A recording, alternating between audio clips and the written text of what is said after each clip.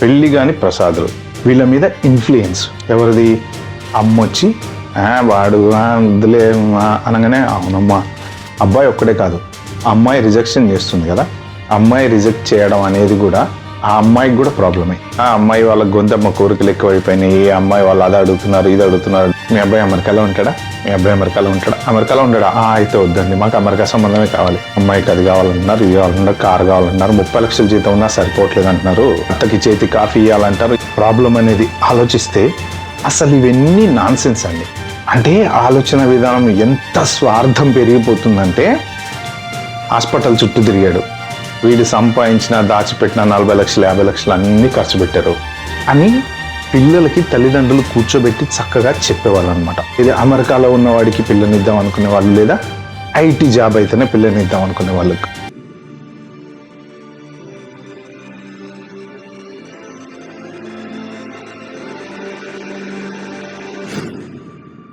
అండి అందరికీ నమస్కారం, బాగున్నారు కదా? ఒక ఇంట్రెస్టింగ్ టాపిక్ ఒకటి మాట్లాడుకుందాం ఇవాళ. పెళ్లి కాని ప్రసాదులు. బేసిక్గా పెళ్లి కాని ప్రసాదులు చాలా మంది ఉన్నారని చెప్పేసి ఈ మధ్యన యూట్యూబ్లో 2-3 వీడియోలు చూశాను. తర్వాత ఇట్లనే సర్కిల్లో వింటుంటాం కదా, ఇంకా మా వాడికి పెళ్లి కాలేదని చెప్పి చాలా మంది ఫీల్ అవుతూ ఉంటారు. అరే 30 ఏళ్ళు వచ్చినాయి పెళ్ళి అవ్వట్లేదు అని చెప్పి.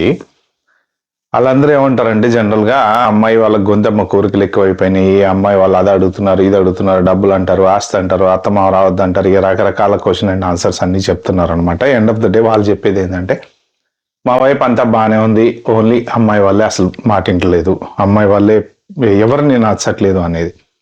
సో ఇది కొంచెం ఇంట్రెస్టింగ్ టాపిక్, సెన్సిటివ్ టాపిక్. ఎందుకంటే ఎవరు తప్పంటే ఎవరు ఊరుకోరు. కాబట్టి మనం ప్లాన్డ్గా జాగ్రత్తగా డిస్కస్ చేసుకుందాము. అయితే మీరు నా రిక్వెస్ట్ లాస్ట్ వరకు అయితే చూడండి. ఇంకా టాపిక్లోకి వెళ్ళే ముందు నా ఛానల్కి ఏమైనా ఫస్ట్ టైం వచ్చినట్టు సబ్స్క్రైబ్ చేసుకోండి. అలాగే చాలా మంది వీడియోలు చూస్తున్నారు కానీ సబ్స్క్రైబ్ చేసుకోవట్లేదండి, ప్లీజ్ సబ్స్క్రైబ్ చేసుకోండి. టాపిక్స్ అందరికీ నచ్చుతున్నాయి, పాజిటివ్ కామెంట్స్ పెడుతున్నారు, ఎవరు షేర్ చేయట్లేదు, ఒక లైక్ కూడా ఇవ్వట్లేదు. 1000 వ్యూస్ వస్తున్నాయి, 30 లైక్స్ వస్తే ఏం లాభం? కొంచెం లైక్ చేయండి. ఓకే, ఇంకా బోర్ కొట్టించాను, టాపిక్లోకి వెళ్ళిపోదాం. చాలా మంది పెళ్లి కాని ప్రసాదులు ఉన్నారు. ఎందుకు అంటే కుదరట్ల సంబంధాలు. ఎందుకు అంటే అమ్మాయి తొందరగా ఒప్పుకోవట్లేదు, అమ్మాయికి అది కావాలన్నారు ఇది కావాలన్నారు, కారు కావాలన్నారు, 30 లక్షల జీతం ఉన్నా సరిపోవట్లేదు అంటున్నారు. నిన్నగా మొన్న రీసెంట్గా ఒక ఫ్రెండ్ వాళ్ళ తెలిసిన ఫ్రెండ్ ఇట్లనే పెళ్లి సంబంధానికి వెళ్తే ఎంత జీతం అని అడిగారట. అది పెళ్లి చూపుల్లోనే ఎక్కడ సంథింగ్ డిస్కషన్ అయింది. 35 lakhs అంటే, అంతేనా 35 lakhs చాలా తక్కువ కదా అన్నారంట. అంటే ఇప్పుడు 35 lakhs కూడా వాళ్ళకి చాలా తక్కువ అనిపిస్తుంది. ఇక రకరకాల ఇష్యూస్ ప్రాబ్లమ్స్ ఇవన్నీ చెప్తూ ఉన్నారు. అటు వాళ్ళ సైడ్ చెప్తారు, వీళ్ళ సైడ్ చెప్తారు. సో మనం టాపిక్ ఫుల్గా డిస్కస్ చేసుకునే ముందు మీ అందరికి ఒక చిన్న క్విజ్ క్వశ్చన్. ప్రపంచంలో నిజమైన అదృష్టవంతుడు ఎవరు? ఈ వీడియో ఎండ్ అయ్యే లోపు మీరు నా వీడియో చూస్తూ ఆలోచించండి. లాస్ట్కి నేను దీనికి ఆన్సర్ చెప్తాను. మీరు ఎంబడే కింద నిజంగా మీ ఆన్సర్ ఉంటే కనుక కామెంట్లో మెన్షన్ చేయండి. అంటే బాగా డబ్బు ఉన్నవాడా, మంచిగా BMW బెంజీలు ఉన్నోడా, లేకపోతే సొంత ఇల్లు ఉన్నోడా, లేకపోతే ఆస్తులు బాగా ఉన్నోడా, ఇలా మీరు ఇవి ఎగ్జాంపుల్స్ నేను చెప్పాను, రకరకాల థాట్స్. దాని ప్రకారం మీరు ఆలోచించి ఆన్సర్ చెప్పండి. సో ఇంకా పెళ్లి కాని ప్రసాదులు ఉన్నారు అని చాలా మంది అనుకుంటున్నారు. మీరు ఆలోచించాల్సింది ఒక చిన్న ఇంపార్టెంట్ ఇన్ఫర్మేషన్ ఉంది. పెళ్లి కాని ప్రసాదినీలు కూడా చాలా మంది ఉన్నారు. ప్రసాదులు ప్రసాదినీలు ఇద్దరూ ఉన్నారు. ఎందుకు అంటే, ఒక అబ్బాయికి పెళ్లి కాకపోవటం వలన అబ్బాయి ఒక్కడే కాదు, అమ్మాయి రిజెక్షన్ చేస్తుంది కదా, అమ్మాయి రిజెక్ట్ చేయడం అనేది కూడా ఆ అమ్మాయికి కూడా ప్రాబ్లమే. ఎందుకు అంటే వచ్చిన సంబంధం వల్ల రిజెక్ట్ చేసుకుంటా పోతూ తర్వాత ఇప్పుడు కోరికలు ఎలా పెరిగాయంటే, ఒకప్పుడు లాంగ్ ఎగో ఎలా ఉండేదంటే గవర్నమెంట్ ఎంప్లాయీ ఉంటే ఇచ్చేవాళ్ళు అనమాట. ఆ పిల్లోడు ఏం చేస్తాడండి, పలానా ఆఫీస్లో ఉద్యోగం చేస్తాడండి, గవర్నమెంట్ ఉద్యోగమే కదా అనేవాళ్ళు అనమాట.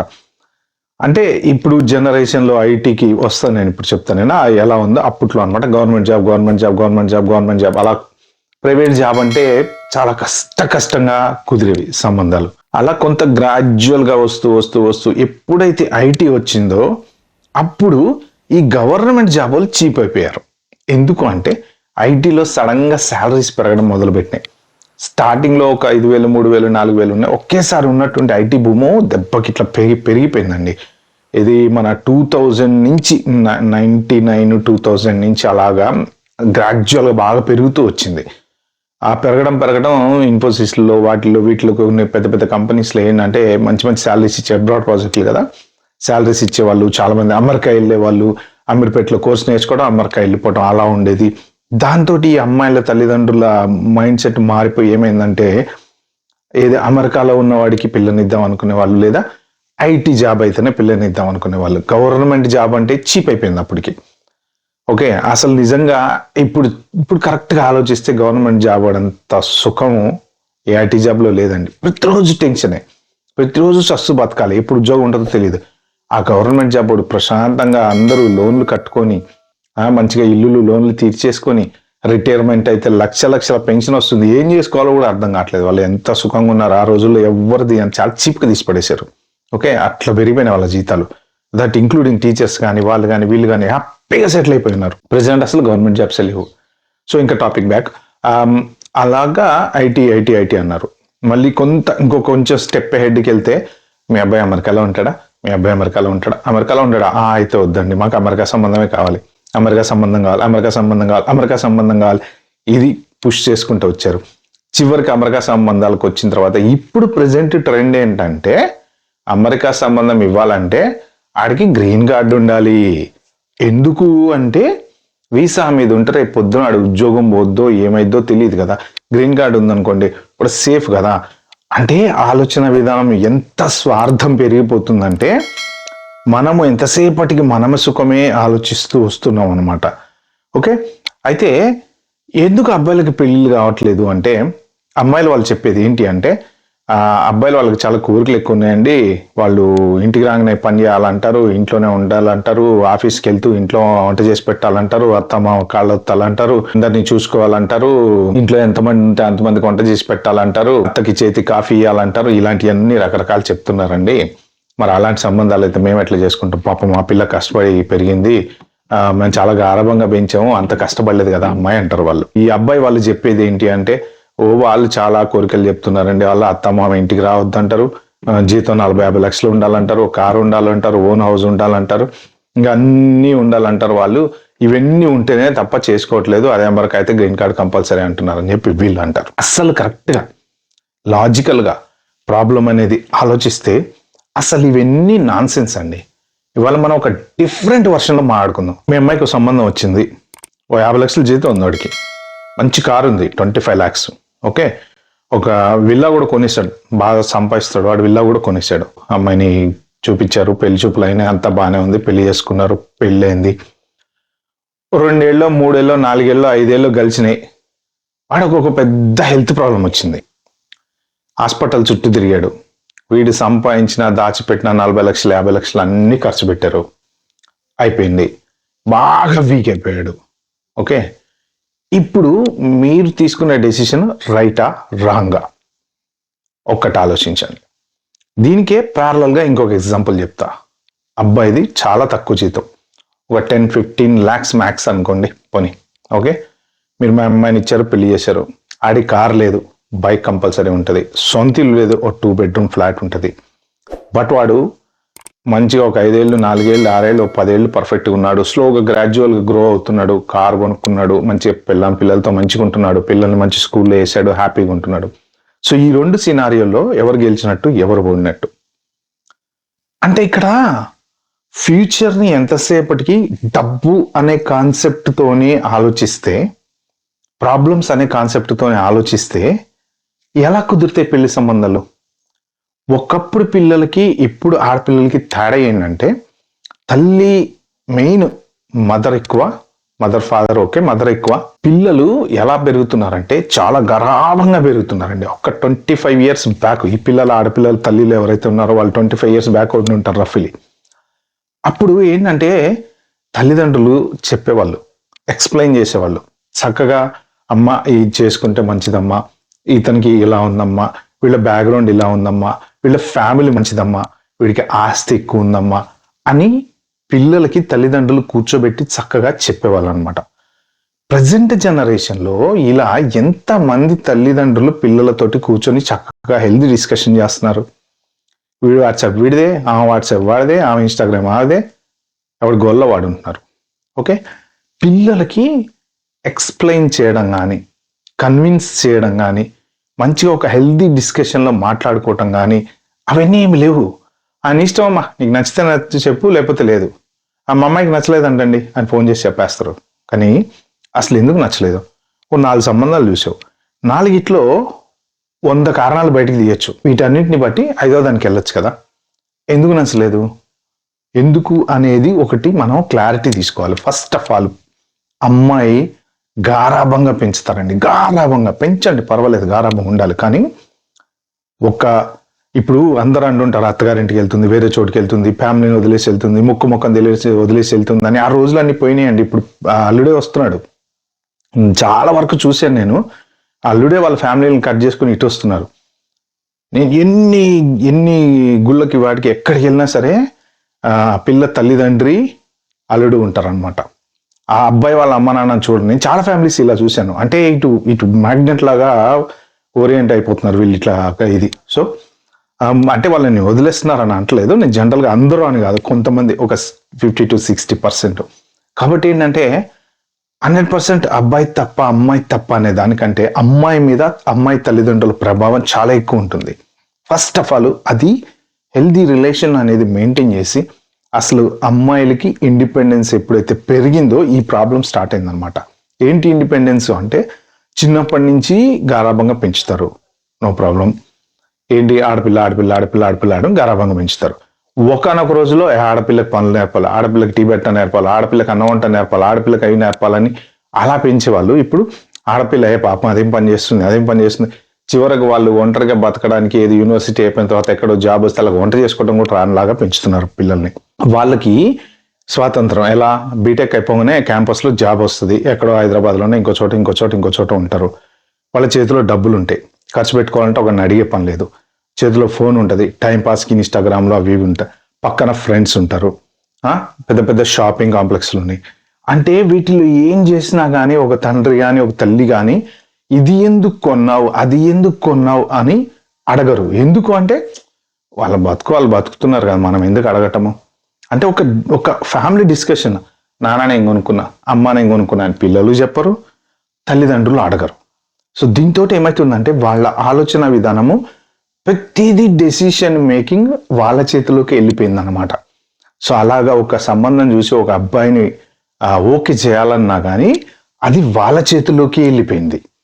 వాళ్ళు ఓకే అంటే ఓకే, వీళ్ళ మీద ఇన్ఫ్లుయెన్స్ ఎవరిది, అమ్మొచ్చి వాడు వద్దులే అనగానే అవునమ్మా వీళ్ళు లేని ఊహించుకొని పోయి వాళ్ళ అమ్మకి చెప్పటం, వాళ్ళ అమ్మ వీళ్ళ మీద ఇన్ఫ్లుయెన్స్ చేయటం.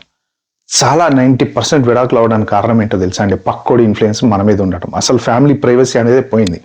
ఇన్స్టాగ్రామ్ వచ్చిన తర్వాత ఇంకా దరిద్రం అయిపోయింది. వాడికి చెడ్డీ వేసాము, వీడికి డైపర్ వేసాము, ఆ డైపర్ తీసాము, దాన్ని తుడిచాము, ఇలాంటివి కూడా ఇన్స్టాగ్రామ్లో పెట్టి ఆమె ఇన్స్టాగ్రామ్ అకౌంట్ స్టార్ట్ చేసిన దగ్గర నుంచి పిల్లోడు పెద్దోడు అయిన దాకా రోజుకొక వీడియో. మరి జనాలకు ఎక్కడ పని లేదో, అంత ఫ్రీ టైం ఎక్కడ ఉందో నాకైతే అర్థం కాదు. కానీ ప్రైవసీ అనేది పోయింది, ప్రతిదీ రోడ్డు మీద పెడేస్తున్నారు. ఈ తల్లిదండ్రి వీళ్ళు కూర్చుని చక్కగా పిల్లలతోటి మంచిగా మాట్లాడుకొని ప్రశాంతంగా, ఇట్లా కాదమ్మా నీ ఏజ్ పెరుగుతుంది, ఆలోచించు, ఫ్యూచర్ ఇలా ఉంటుంది, టైంకి పెళ్లి చేసుకోవాలి, టైంకి పిల్లల్ని కానాలి, మరి నీ జీతం తక్కువైనా పర్లేదు, అబ్బాయి మంచోడు, అలా ఫ్యామిలీ మంచిది అని ఎక్స్ప్లెయిన్ చేసుకునేటువంటి పరిస్థితి వీళ్ళ సైడ్ లేదు. అమ్మాయిల సైడ్ ఇండిపెండెన్స్ ఎక్కువ, టూ మచ్ ఇండిపెండెన్స్.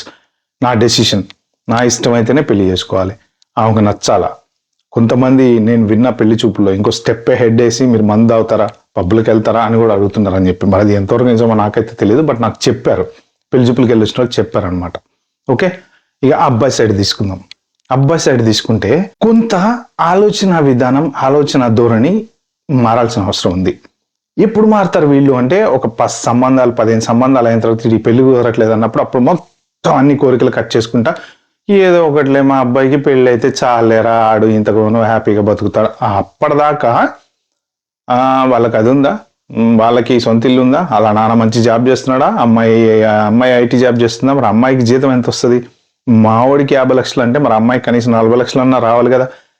మీ వాడికి 50 లక్షలు వచ్చిన 40 లక్షల అమ్మాయి ఎందుకు నీకు, అసలు ఉద్యోగం చేయకుండా చక్క ఇంటి పట్టు నుండి అమ్మాయిని చేసుకుంటే హ్యాపీగా ఉండదు, మరి త్యాగం చేయొచ్చుగా. ఆ చిచ్చి మళ్ళీ అక్కడ తగ్గేదే లేదు, అంతే కదా. ఇప్పుడు 20-25 lakhs నీకు జీతం వస్తున్నప్పుడు నువ్వు మళ్ళీ వేరే డబ్బున్న అమ్మాయిని ఎందుకు అడుగుతున్నావు? మరి అడగకూడదు కదా మరి.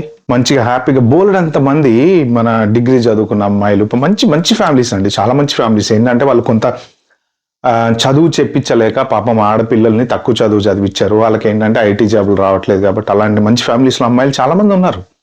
చేసుకుంటున్నారా? లేదు లేదు. వీడికి ఐటీ జాబ్ ఉంది, 50 లక్షలు ఉందంటే ఆడికి 40 లక్షలే కావాలి. అమ్మాయి సైడ్ కూడా అంతే, అమ్మాయికి 30 లక్షలు ఉందంటే అబ్బాయికి 40 లక్షలు కావాలి. అంటే ఈ అడ్జస్ట్మెంట్ అనమాట. అమ్మాయికి ఎంటెక్ ఉందంటే వాడికి ఎంటెక్ అన్న పిహెచ్డి కూడా కావాలి. అలా ప్రతి చోట ఈ డిఫరెన్స్ గొంతెమ్మ కోరికలు ఎక్కువ పెట్టుకొని అబ్బాయి తల్లిదండ్రులు కూడా మళ్ళీ ఈ అమ్మాయి మనతో మంచిగా ఉంటుందా ఉండదా, మా ఇంటికి వచ్చిన తర్వాత మనల్ని చూస్తుందా చూడదా, ఒరే నాయన ఇవన్నీ ఫ్యూచర్ ఆలోచించుకొని ఏం ఉపయోగం చెప్పు. రేపు ఏం జరుగుతుందో తెలీదు. సడన్ గా నిన్న ఉన్నట్టుండి ఇజ్రాయెల్ 28 బాంబులు వేసాడు అంటే మనం ఊహించాం, అది ఒక 10 ఏళ్ల క్రితం, తెలియదు కదా.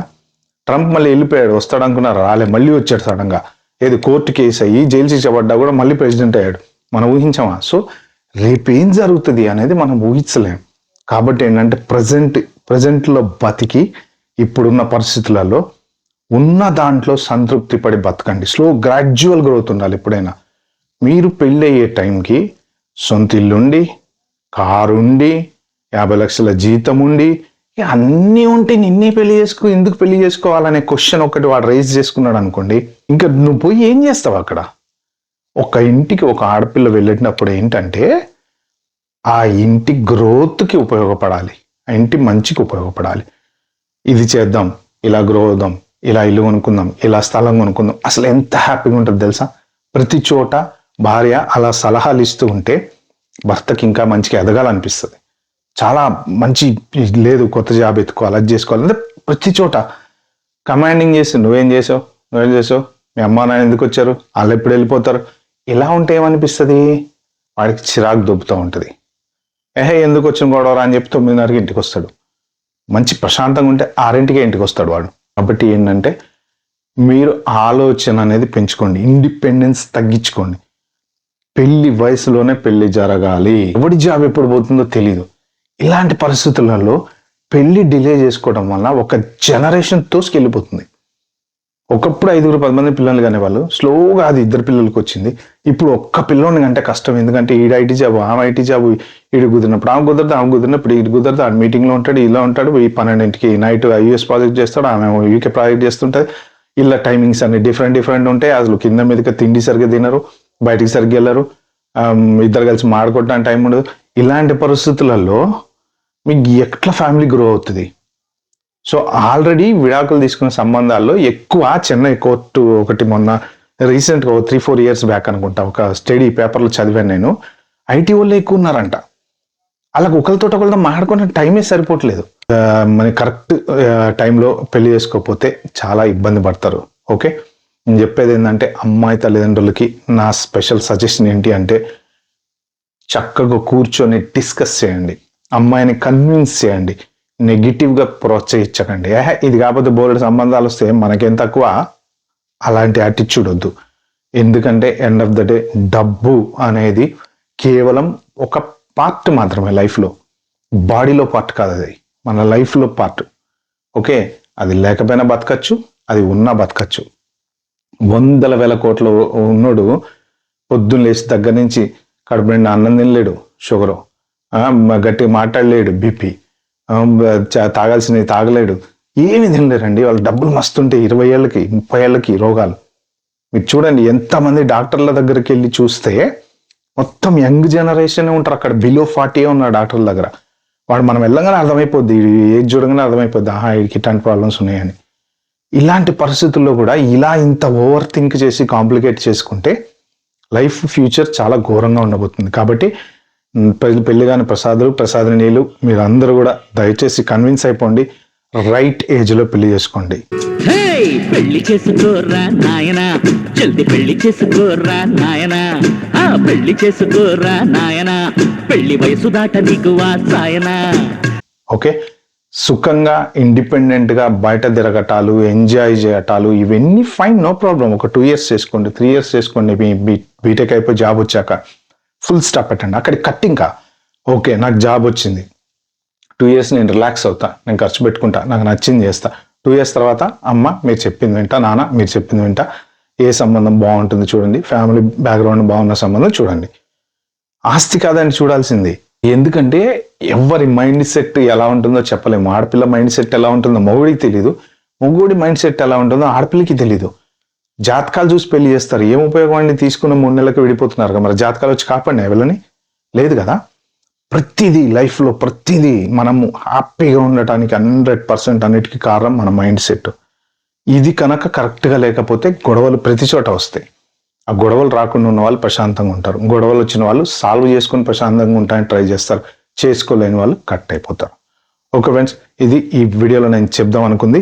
ఇంకా నేను చెప్పిన క్విజ్ క్వశ్చన్కి ఆన్సర్, నిజంగా అదృష్టవంతుడు ఎవరు? డబ్బున్నవాడా? కాదు. BMW ఉన్నాడా? కాదు. లేకపోతే మంచి ఒక 100 ఎకరాల ఆస్తి ఉన్నాడా? కాదు. చాలా సింపుల్గా చెప్తున్నా, పేదవాడైనా సరే టైంకి పెళ్లి చేసుకొని పుట్టిన పిల్లల్ని కరెక్ట్గా చదివించి వాళ్ళకి జాబులు ఇప్పించిన తర్వాత మంచి సంబంధాలు కుదిరి పెళ్ళిళ్ళు అయ్యి ఆ తర్వాత వాళ్ళిద్దరు పిల్లలు సెటిల్ అయిపోయిన తర్వాత వీళ్ళు ఒక మంచి ఏజ్లో, అంటే నేను చెప్పేది 35 ఏళ్ళకి 40 ఏళ్ళకి పెళ్ళిళ్ళు చేసుకునే వాళ్ళు కాదండి, ఒక 25-30 ఇయర్స్ కనుక చక్కగా పెళ్లి చేసుకుంటే మీరు 60 ఎగ్జాక్ట్లీ ద రిటైర్మెంట్ ఏజ్ వచ్చే టైంకి అన్ని పాదరబందీలు తీరిపోతాయి, పెళ్ళిళ్ళు అయిపోతాయి, పిల్లలు సెటిల్ అవుతారు, మనవరాలు పుడతారు, వాళ్ళతోనే ఆడుకోవచ్చు, చక్కగా గుళ్ళు గోపురాలు తిరుగుతా వీళ్ళ దగ్గరికి అప్పుడప్పుడు వచ్చి టైం స్పెండ్ చేస్తా ప్రశాంతంగా బతికేవాడే నిజమైన అదృష్టవంతుడు. ఈ అదృష్టానికి మీకు 100 కోట్లు ఇచ్చినా ఈ అదృష్టం రాదండి. 40 ఏళ్ళకి పెళ్లిళ్ళు చేసుకున్న వాళ్ళు ఉన్నారు, 35 ఏళ్ళకి పెళ్లిళ్ళు చేసుకున్న వాళ్ళు ఉన్నారు. వాడు 35 ఏళ్ళకి పెళ్లి చేసుకుంటే పిల్లల్ని అనడానికి 2 ఏళ్ళు పెళ్ళి అయిన తర్వాత కూలింగ్ పీరియడ్ ఉంటుంది చూసారా, మన హనీమూన్ పీరియడ్ అంటారు కదా. సో ఆ కూలింగ్ పీరియడ్ అయిపోయిన తర్వాత పిల్లల్ని కానీ 40 ఏళ్ళు, 40 ఏళ్ళకి బాబో పాప పుడితే వాళ్ళకి 20 ఏళ్ళు వచ్చే టైంకి వీడి వయసు ఎంత ఉంటుంది? 60 ఏళ్ళు. ఇప్పుడున్న పరిస్థితులకి, ఇప్పుడున్న పొల్యూషన్కి 60 ఏళ్ళకి మనిషి ఎంత వీక్ అవుతున్నాడు తెలుసా. ఇంకా అమ్మాయి పెళ్లి చేసేటప్పటికి 65 ఏళ్ళు. అంటే మనము దగ్గర ఒక 15 ఇయర్స్ బిహైండ్ ఉన్నామండి. 15 ఇయర్స్ బిహైండ్. 55 ఇయర్స్ మొగుడికి, 50 ఇయర్స్ పెళ్ళానికి ఉండేవి ఒకప్పుడు. పిల్లల పెళ్ళిళ్ళు అయిపోయి వాళ్ళు మనవాళ్ళు ఎత్తుకునే టైంకి ఇంకా రిటైర్మెంట్ కూడా అయ్యేవాళ్ళు కాదు వీళ్ళు. ఇప్పుడు మన పిల్లలు డిగ్రీ చదివే టైంకి మన రిటైర్మెంట్ అయ్యే స్టేజ్ వచ్చింది. ఓకే, ఇది నిజమైన అదృష్టవంతుడు అంటే ఎవరంటే 100 కోట్లు ఇచ్చినా 1000 కోట్లు ఇచ్చినా ఈ అదృష్టాన్ని మాత్రం ఎవ్వడ పూరించలేడు. అన్ని బాధ్యతలు కంప్లీట్ చేసేసుకొని చక్కగా తీర్థయాత్రలు తిరుగుతూ ఉంటారు చాలా మంది. ఆ గుళ్ళు, ఈ గోపురాలు, ఆ గోపురాలు, అక్కడికని ఇక్కడికని. అది నిజమైన అదృష్టం. అలాంటి అదృష్టం కోసం మీరు అందులో పాకులాడండి. ఈ నా వీడియోలో ఏంటంటే ఒక చిన్న అవేర్నెస్ క్రియేట్ చేయడం కోసం చేశాను, ఎవరిని హర్ట్ చేయడానికి కాదు. తప్పులు అనేవి 2 వైపులా ఉంటాయి, ఎవరి వైపు ఉన్నాయి ఏంటి అనేది జడ్జి చేసుకొని మనం ముందుకే వెళ్ళగలిగితే మనకి చాలా హ్యాపీ లైఫ్ ఉంటుంది. బట్ నా sincere advice, early marriage 25 to 30. Okay, ఇది ఫ్రెండ్స్ ఈ వీడియోలో నేను చెప్దాం అనుకుంది. వీడియో మీకు నచ్చినట్టుంటే ప్లీజ్ అండి like, share, subscribe my channel. Thank you.